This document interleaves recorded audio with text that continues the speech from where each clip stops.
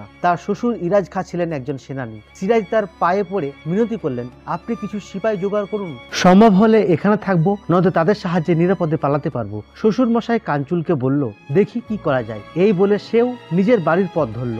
এই ইরাজ ছিল সিরাজের একমাত্র বিবাহিতা স্ত্রী উমাদুত নিসার বাবা। অন্য বেগমরা লুৎফুন্নিসা, ফৌজি ও মোহনলালের অজ্ঞাতনামা বোন সবাই ছিল সঙ্গিনী মাত্র। তবে লুৎফা আসার পর থেকেই সে সিরাজের অন্তর সম্পূর্ণ অধিকার করে বসে, অন্যরা নস্যাৎ হয়ে যায়। এভাবে আমির ওমরা থেকে শুরু করে সাধারণ সৈনিক পর্যন্ত কেউ তাকে সঙ্গ দিতে রাজি হলো না দেখে সিরাজ শেষ চেষ্টা হিসেবে অর্থের টোপ দিলেন। তিনি একটি ঘোষণা প্রচার করলেন, যেসব সিপাহী নবাবের দেহরক্ষীর কাজ করতে রাজি আছে তাদের সবাইকে বকেয়া দাবি মিটিয়ে দেওয়া হবে এক্ষুনি। খাজাঞ্চি খানা অনেক রাত পর্যন্ত খোলা রইল, কিন্তু তাতেও কোনো ফল হলো না। সবাই টাকা করে বুঝে নিয়ে নিজ নিজ বাড়ির পথ ধরল।